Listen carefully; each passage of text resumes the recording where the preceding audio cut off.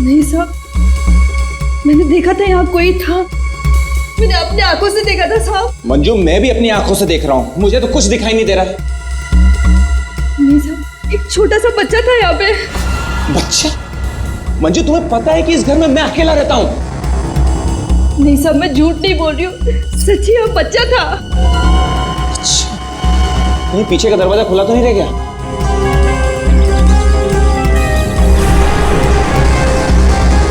देखा, मैंने पहले ही कहा था, जरूर पीछे का दरवाजा खुला रह गया होगा। वो लड़का जरूर यहीं से अंदर आया होगा। किचन का काम छोड़कर बाथरूम की तरफ क्या करने गई थी? वो सब दूसरे बर्तन में दाल डाल रही थी और बर्तन टूट गया।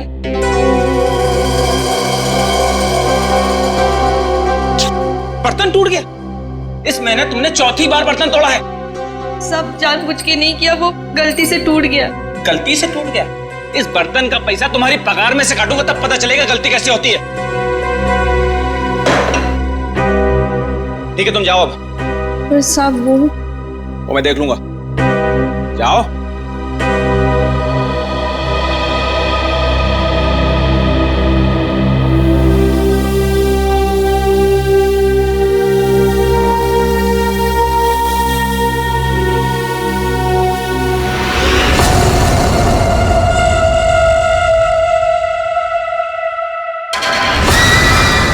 इतने साल से काम कर रही है, फिर भी भरोसा नहीं है इस आदमी को मेरे पे।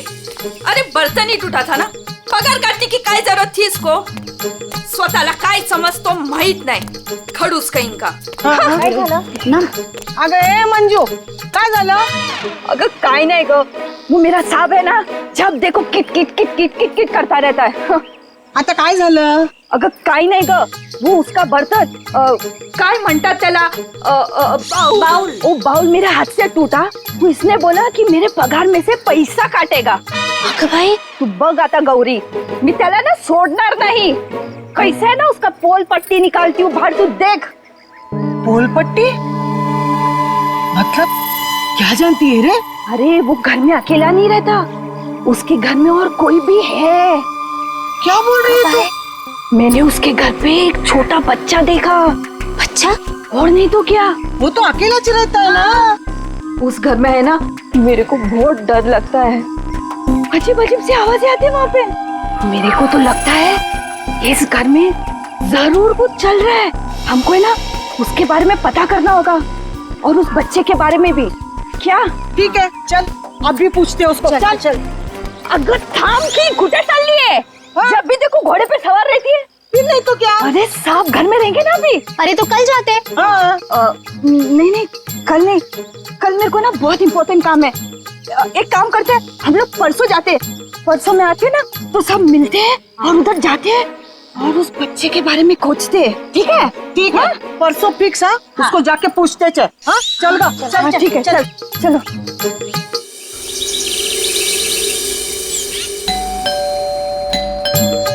अरे एक और बार बजाना। मंजू, अगर ए मंजू दरवाजा खोल। ये क्या, हम लोग को बुला के दरवाजा नहीं खोल रही है? ये देवा, भाई मंजू के साथ तो कुछ हो तो नहीं गया? काय बोलतेस गो तू? ये सीमा, मंजू ने बोला था इस घर की चाबी ना वो बगल वाली भाभी के पास रख के जाती है। हाँ चल देखते हैं। चला गया, लवकर लवकर।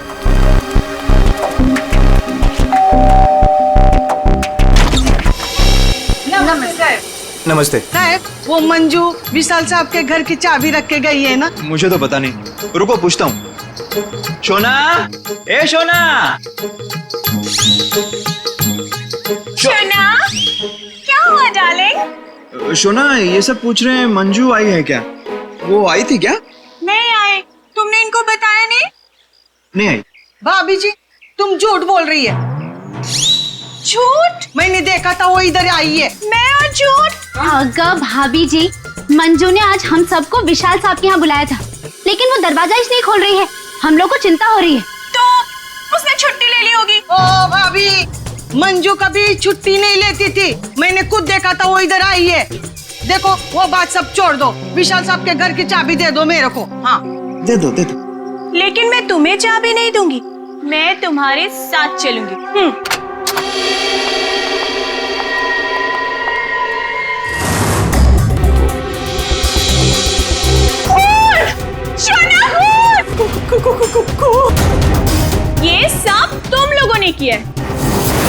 मुझे समझ में आया कि मुझे और मेरे शोना को तुम लोग यहाँ क्यों लेकर आए। तुम मुझे और मेरे शोना को फंसाने की साजिश बिछा रहे हो। ए मैम साहब, बहुत देर से सुन रही हूँ मैं तेरा। हाँ, ये सब तुमने किया है। एक तो चाबी देने के लिए नाटक कर रही थी और इधर हम लोगों के साथ आके एक्टिंग कर रही हो। हाँ? अच्छा, अभी बताती हूँ। शोना, शोना फोन लगाओ सीआईडी को। हाँ, बुलाओ बुलाओ, मैं भी देखती है। मैं इधर ही खड़ी है, बुलाओ जल्दी से।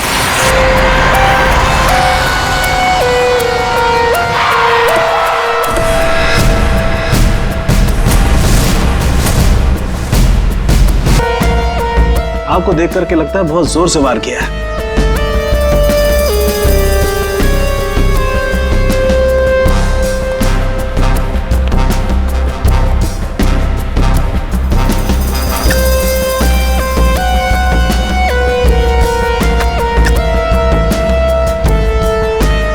ये चाकू तो किचन का ही है। सिर का घाव चाकू का तो नहीं है ना? नहीं, सिर का घाव चाकू का नहीं है। सिर पर किसी भारी चीज से वार किया गया है और वो भारी चीज है ये फूलदान।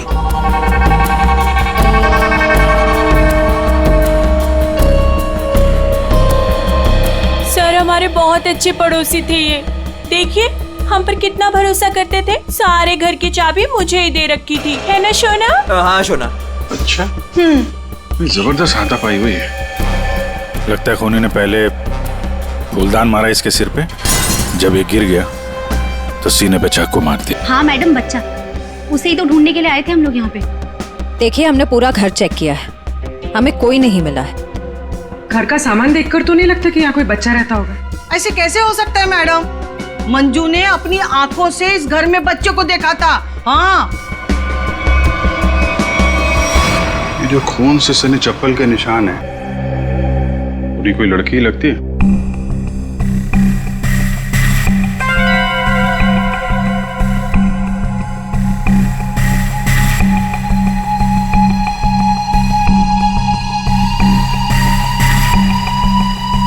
हो सकता है अभिजीत, खूनी कोई लड़की हो सकती है। मानसी कौन है? सर, विशाल जी की बीवी। विशाल जी तो अकेले ही रहते थे ना? सर, छोड़कर चली गई थी ना। जब भी आती थी ना सर, दोनों में खूब झगड़ा होता था। वैसे तो वो दिन रात बाहर ही रहती थी, है ना शोना? हाँ शोना। बेटे एक काम करो, किचन में जाकर के कुछ चम्मच, कढ़ाई, कड़छी लेकर के आ जाओ।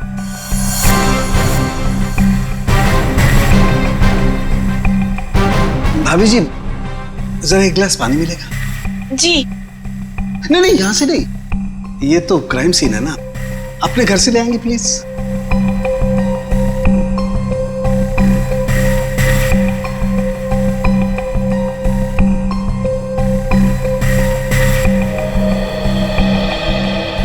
Thank you. वेलकम, है ना शोना? हाँ शोना।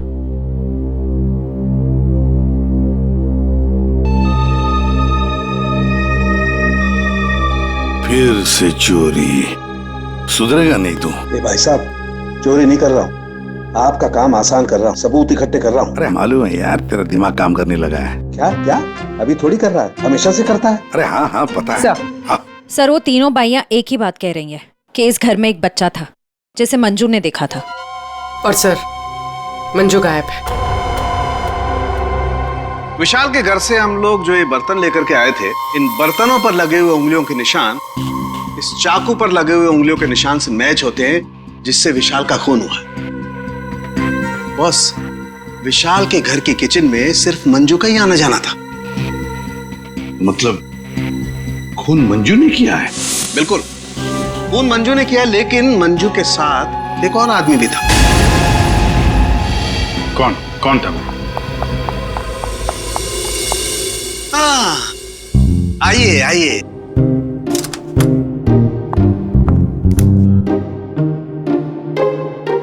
Sorry sorry sorry. ये टाइम है आपके आने का।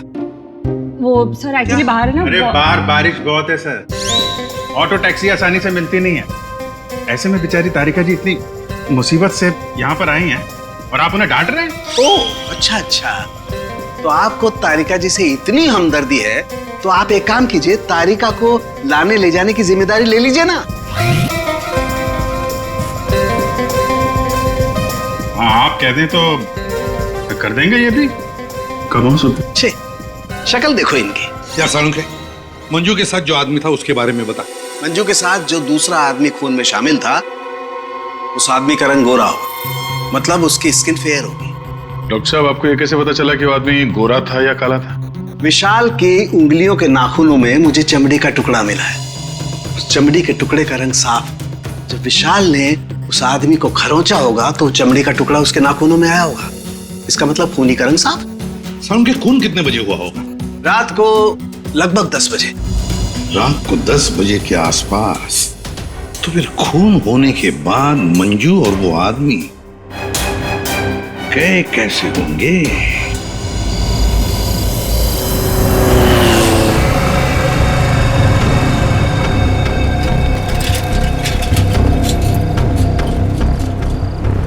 अरे सुनो भाई साहब। हाँ साहब। कल रात आपने यहाँ पे किसी ऐसी औरत को देखा जिसकी हाइट करीबन 5-5.25 फीट रही होगी और साड़ी पहनी थी उसने।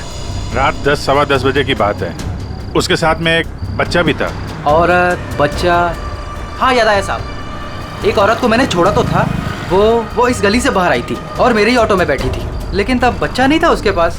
बच्चा किसी आदमी के साथ बैठा था दूसरे ऑटो में। आदमी? वो देखने में गोरा था क्या? साहब अब इतना याद नहीं मुझे। उस औरत को छोड़ा कहाँ पे था तुमने? साहब उस औरत को काली नगर जाना था और मैंने उसे वहीं उतार दिया था। ठीक है, एक काम करो, जहाँ पे तुमने उस औरत को छोड़ा था ना, हमें वहाँ पहुँचा दो। ठीक है, चलिए साहब।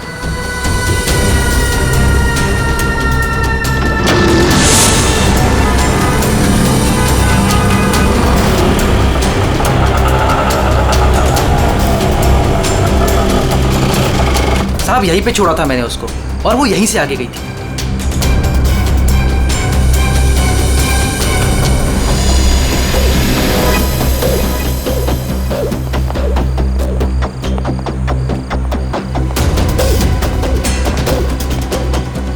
Excuse me. हाँ साहब। आप किसी मंजू नाम की औरत को जानती हैं? दूसरों के घरों में काम करती है और कल रात यहाँ पे 10-10:30 बजे आई है किसी ऑटो में। मंजू? हाँ। मंजू को तो जानते रमेश साहब, कल आई थी इधर, दिन में आई थी। दिन में? हाँ साहब, वो दिन में उर्मिला को मिलने आई थी और साहब उर्मिला कल रात को आई थी। जिसे हम मंजू समझ रहे हैं, कहीं वो उर्मिला तो नहीं? उर्मिला कहाँ रहती है आप जानती हैं? उर्मिला ये के सब मेरे सामने रहती है। मंजू और उर्मिला एक दूसरे को बहुत अच्छी तरह से जानती है साहब। और उर्मिला है ना, आजकल बहुत परेशान रहती है अपने बच्चे के लिए। क्यों? क्या हुआ उसके बच्चे को? वो उसका बच्चा राजू है ना, कई दिनों से गायब है साहब। ओह, ये इनके घर पे ताला लगा हुआ है। कहाँ गई है? वो मेरे को नहीं मालूम है साहब। ठीक है, थैंक यू। इस विशाल के घर पे फिर से जाते हैं।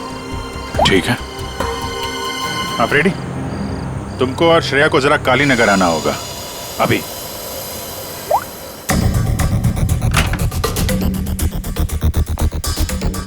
अगर बच्चा यहाँ पे था तो गायब कहाँ हो गया? पूरा घर छान मारते हैं।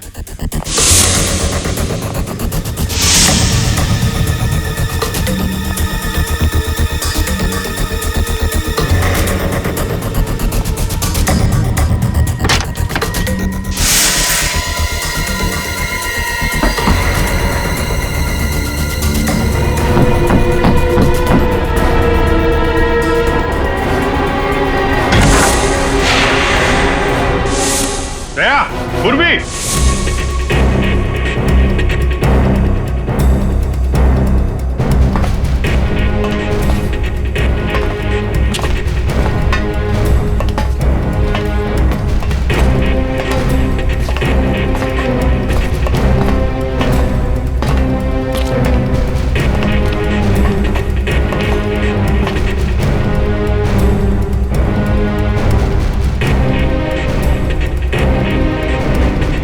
विशाल ने अपने घर के अंदर ये खुफिया बेसमेंट क्यों बनवाया होगा?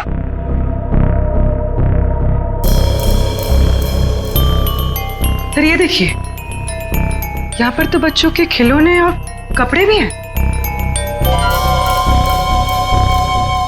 बच्ची के कपड़े? ये देखो। सर लेकिन बच्चों को यहाँ किस लिए रखा गया होगा? वो भी इस तरह छुपा कर। मानसी, विशाल की पत्नी, उसे जरूर पता होगा क्या चल रहा है यहाँ पे। Wow! Oh my God sir, क्या स्किन है आपकी। आई मीन कितनी ग्लो कर रही है। वैसे आपको ब्यूटी टिप्स की कोई जरूरत तो नहीं है, लेकिन मैं आपकी स्किन को और भी ज्यादा सुंदर बना सकती हूँ। बस एक बार आपको मुझसे फेशियल करवाना पड़ेगा।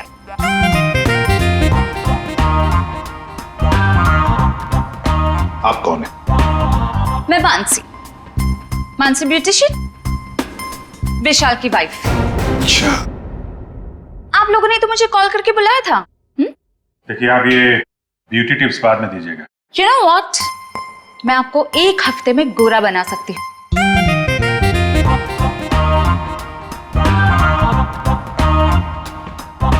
एक्सक्यूज मी, मैं और हैंडसम बनने के लिए क्या कर सकता हूँ? सॉरी, आपका कुछ नहीं हो सकता।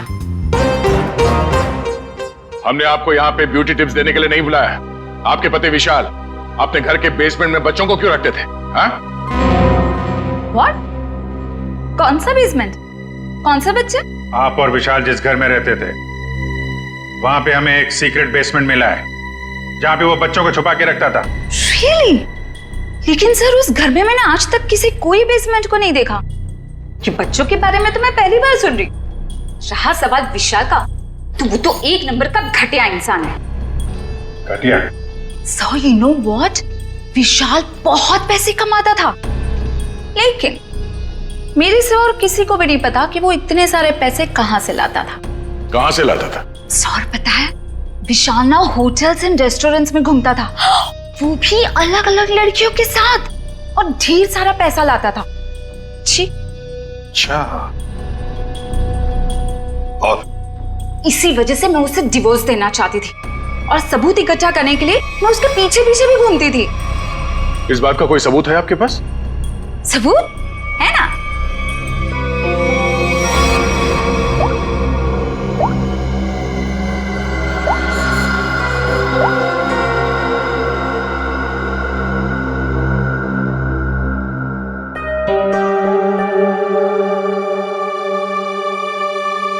ये बच्चों को बेसमेंट में छुपा के रखना और इस विशाल का अलग अलग लड़कियों से मिलना, करता क्या होगा ये विशाल? ओ भाई साहब, पालक ले लो, पालक ले लो भाई साहब।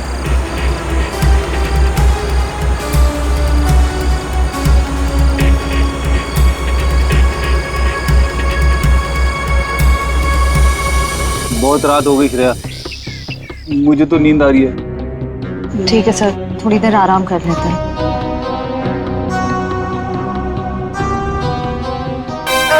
बाप रे, हे भगवान, कब उर्मिला आएगी? इन मच्छरों से कब छुटकारा मिलेगा?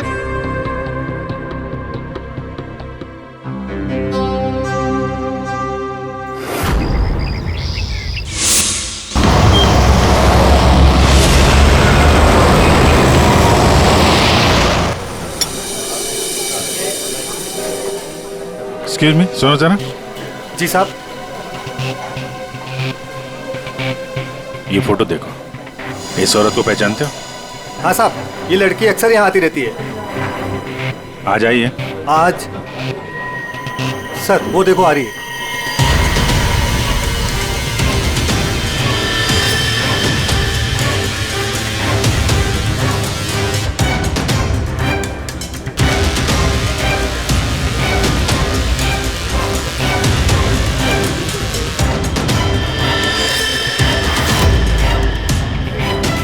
अरे, आप लोगों को दिखाई नहीं देता?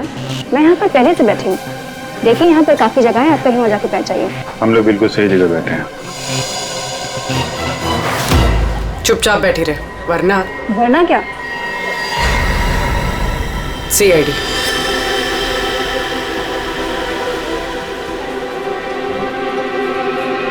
समझदार।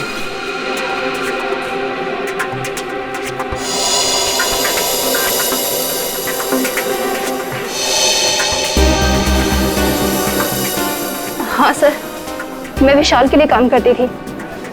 कैसा काम? सर वो विशाल बच्चों की खरीद फरोख्त करता था। मतलब चाइल्ड ट्रैफिकिंग करते थे तुम सब? हाँ? जी सर। पूरी बात बताओ। सर वो हम 3 लड़कियां हैं। पहले हम घूम घूम कर पता करते हैं। क्या क्या पता करते हो? हम अलग अलग जगह जाकर छोटे छोटे बच्चों पर नजर रखते हैं, उनके बारे में पता करते हैं। अगर उनके माँ बाप गरीब हुए तो हम उन्हें पैसे देके उनके बच्चे खरीद लेते हैं, और ज्यादातर हम बच्चों को किडनैप करते हैं, फिर उन बच्चों को हम विशाल को सौंप देते हैं। सर ये तुम्हारे चेहरे का नक्शा इसी चक्कर में बिगड़ा? जी मैडम, वो कुछ टाइम पहले कालीनगर चौक से एक बच्चा उठाया था। जिसका बच्चा था उस औरत को मुझ पर शक हो गया। उसने चिल्ला चिल्लाकर सारे चौल वालों को इकट्ठा कर लिया और विशाल के अलावा और कौन कौन शामिल है इसमें? सर वो अमित। अमित? कौन कौन अमित? अमित हमारे साथ इस धंधे में काफी समय से है। कहाँ मिलेगा ये? मुझे उसका घर तो नहीं मालूम, लेकिन वो मुझे मिलने के लिए आदर्श नगर बुलाता है। और हाँ सर, वो अक्सर सफेद रंग की गाड़ी से आता है। सफेद का? नंबर याद है? मुझे नंबर तो याद नहीं है। नंबर याद नहीं है? उसके बारे में कुछ बताओ, कैसा दिखता है? जी हाँ सर, अमित देखने में गोरा है, दुबला पतला सा है। गोरा? स्केच बनवाओ उसका जरा। भाजी ले लो, भाजी ले लो। पालक पालक पालक पालक पालक पालक पालक पालक बिस्किट बिस्किट बिस्किट पालक पालक अच्छा कर। ये उर्मिला हाँ कविता, कहाँ थी रात भर तू? मैं बाद में बताती हूँ। अरे मेरी सुन तो पहले। कविता मैं बहुत परेशान हूँ, मैं बताती हूँ बाद में। बात अरे अरे लेकिन सुन तो सही तू।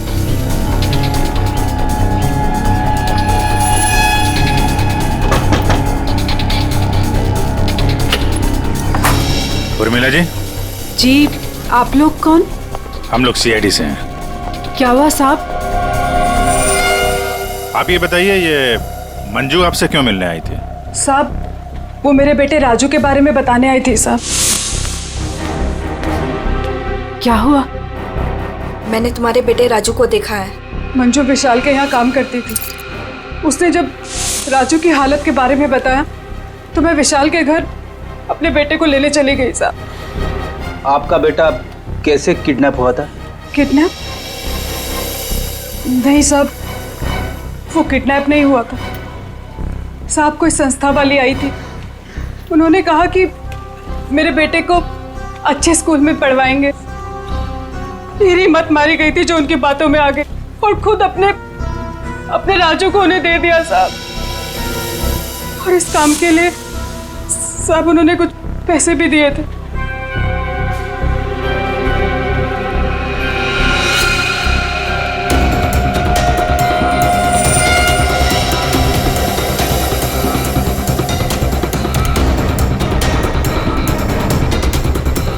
तो आप गई थी राजू को लेने के विशाल के घर पे?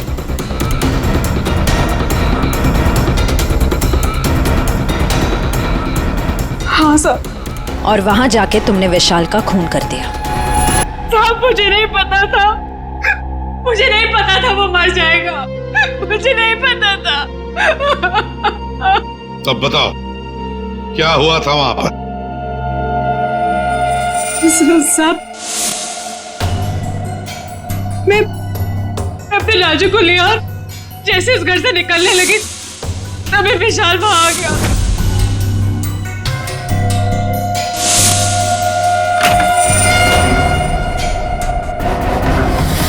इतनी हिम्मत तू यहाँ तक आ गई?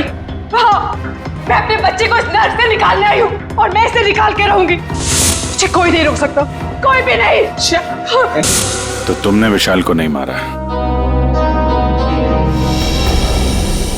लेकिन एक बात नहीं समझ में आ रही है, जब तुम्हारा बेटा राजू तुम्हें विशाल के पास से मिल गया तो फिर वो दोबारा गुंडों के हाथ में कैसे पहुंच गया? साहब मैं जब अपने राजू को लेके विशाल के घर से निकली तो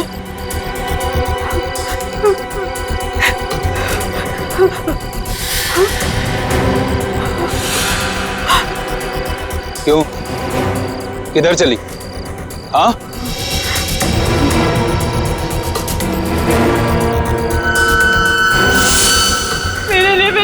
की जान सबसे कीमती है साहब।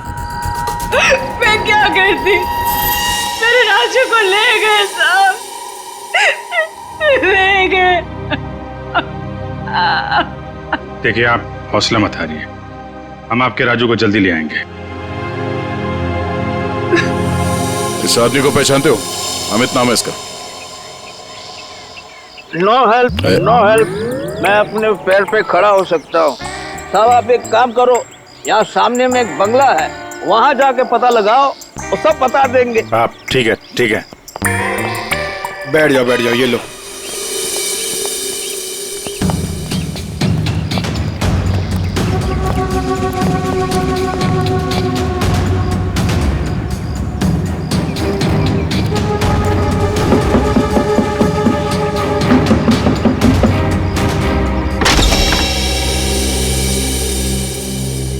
जी कहिए।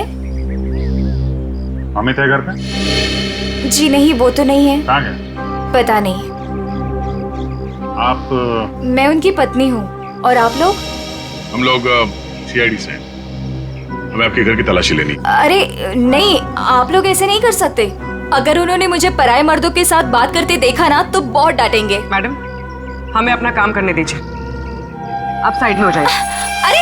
अरे रुकिए, आप अंदर नहीं जा सकते। अरे रुकिए, मैडम आप समझाइए ना। भाई साहब रुकिए भाई साहब। अरे भाई साहब, मेरे पति आएंगे ना तो मुझे बहुत मारेंगे। मैडम कम से कम आप तो समझाइए इन्हें।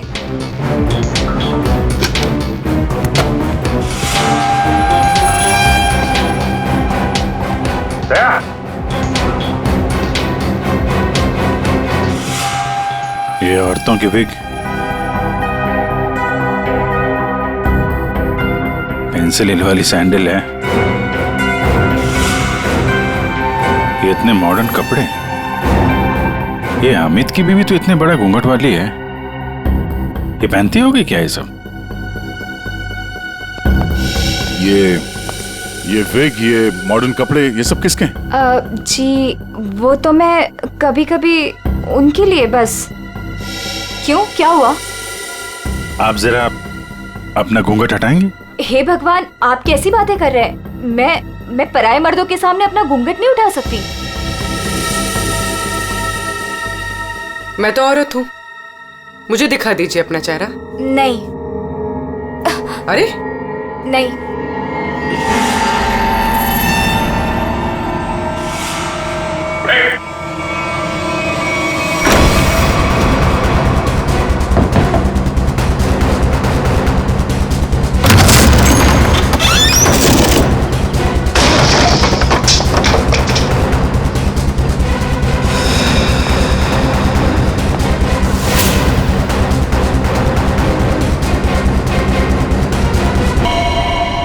तो मर चुका है, किसी ने गोली मारी इसे। कार चेक करो। सर ये देखिए। कहीं राजू तो नहीं है इसमें, या फिर कोई और बच्चा? मैडम, इनको अंदर ले जाओ। पंकज, एम्बुलेंस बुलाओ जल्दी।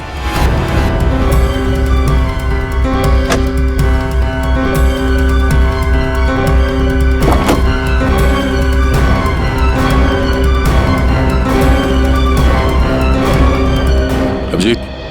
हाँ? ये सैंडविच रेस्टोरेंट के इतने सारे बिल्स मलाड से यहाँ पे खाना मंगवाता था।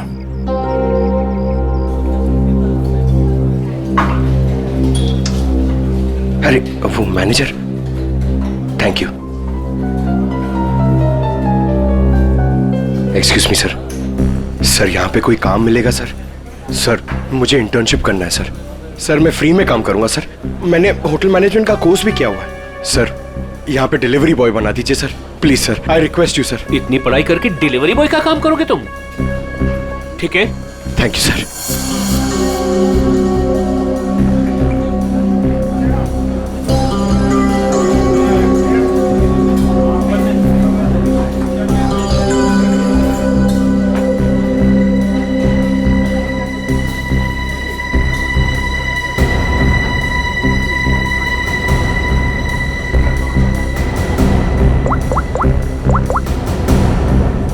हेलो सर, सर 2-3 घर हैं जिन्होंने वो सैंडविचेस मंगाए जिसका बिल हमें अमित की गाड़ी में मिला है सर। सर एक बंगला है सर जो बहुत ही सुनसान जगह, बहुत सिक्लूडेड है, आसपास कुछ भी नहीं है। वहाँ पे ये सैंडविचेस रेगुलरली डिलीवर हुए हैं सर। वही जगह लगती है, एड्रेस देना उसका जरा। ओके, 13 नंबर ना। एक काम करो, मैं उस एड्रेस से ऑर्डर करता हूँ, तुम डिलीवरी लेके वहाँ पहुँचो। Okay? Yes sir, yes sir. Hello, हाँ कहिए। 4 sandwich, address?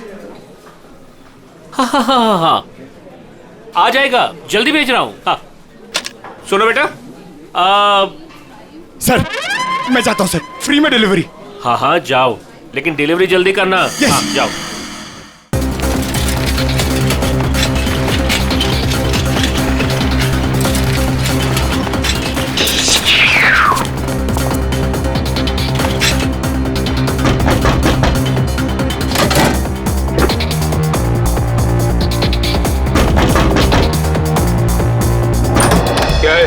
Good morning sir, मैं सैंडविच लाया हूँ आपके लिए। आप लोगों ने मंगाया था ना? हमने कोई सैंडविच नहीं मंगाया था। अरे तो किसी और ने मंगाया होगा। एक मिनट, किसी ने नहीं मंगाया था। चलो जाओ यहाँ से। अब आ गया है तो खाना तो पड़ेगा।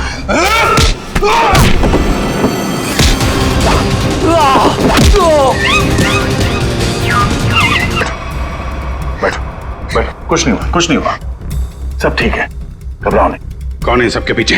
हमें कुछ नहीं पता, हमें जो बताया जाता है हम वही करते हैं। अच्छा, हम आपको आपकी मम्मी के पास ले जाने आए। सच में अंकल, आप बहुत अच्छे हैं।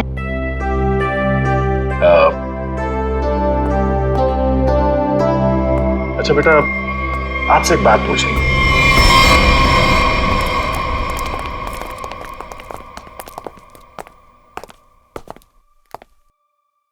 सर मैंने आपको बताया ना, हमारे पास सिर्फ चाबी रहती थी, फिर हमें यहाँ क्यों लाया गया? क्योंकि खूनी तुम में से ही कोई एक है। हम में से कोई एक? ये आप कैसे कह सकते हैं? क्योंकि यहाँ पे जितने भी लोग हैं उन सब के पास विशाल को मारने के लिए कोई ना कोई वजह है। क्यों मानसी जी? वजह? नो नो नो नो, मेरे पास कोई वजह नहीं। वो तो बस विशाल मुझे तलाक देना चाहता था और मैं उसका भांडा फोड़ना चाहती थी, दैट्स इट। अच्छा अच्छा अच्छा, तो इसीलिए सबूत इकट्ठा कर रही थी तुम विशाल के खिलाफ?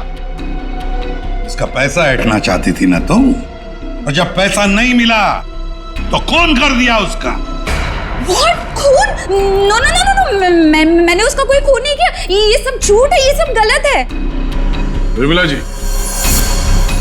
आपने हमें कहानी सुनाई, हमने वो कहानी मान ली, लेकिन आपने हमसे झूठ बोला कि वहां पर आप अकेली थी, जबकि आपके साथ एक और आदमी था। जब अपने बेटे को बचाने की कोशिश में आपने विशाल का खून कर दिया। नहीं साहब, ये झूठ है, मैं सच्ची बोली आपको।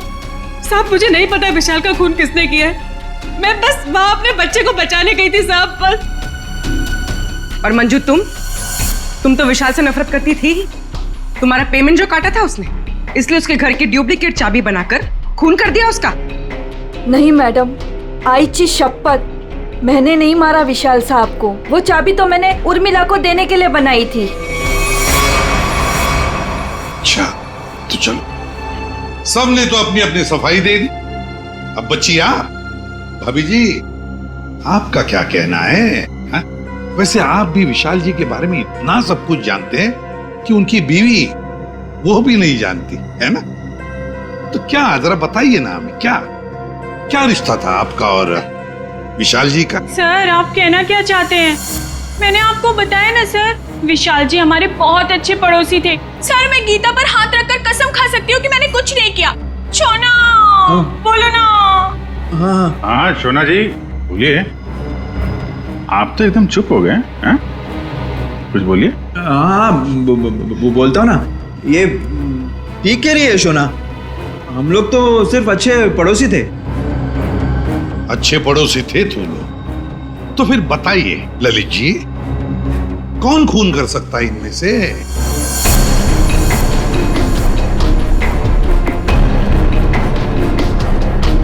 हाँ ये मंजू होगी। बच्चे को लेने गई थी और विशाल को मार दिया। अच्छा,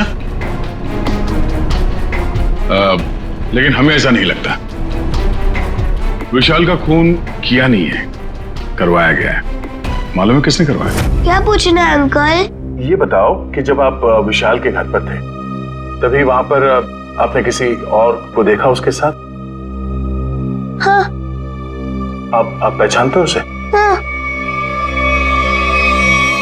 तुमने? मैंने विशाल का खून करवाया अमित से। मैंने ही पैसों के लिए बच्चों को बेचा। मुझे पैसे कमाने थे। पैसे कमाने थे तो कुछ भी करेगा। छोटे छोटे मासूम बच्चों को उनके माँ बाप से दूर रखा तुमने। पैसों के लिए इतना घिनौना काम किया।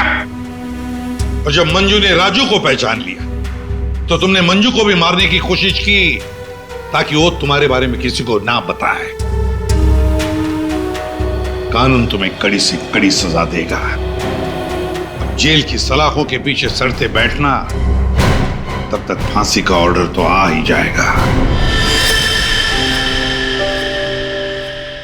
अपने आसपास हो रहे अपराध और अन्याय के खिलाफ आवाज उठाना बहुत बहादुरी का काम होता है, और ये बहादुरी मंजू तुमने दिखाई, जिसकी वजह से राजू की जान बच गई।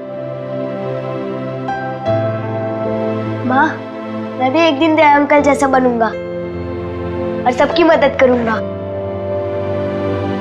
दया अंकल, प्रॉमिस कीजिए कि आप मुझे मिलने आते रहेंगे। अरे हाँ बेटा, मैं प्रॉमिस करता हूँ आपसे, मैं मिलने आता रहूंगा। क्या राजू, तुम तो बड़े ही बहादुर निकले यार। गुंडों के साथ रह के बिल्कुल डरे नहीं। जो बच्चा दया का दोस्त होता है कभी नहीं डरता है। हाँ अंकल।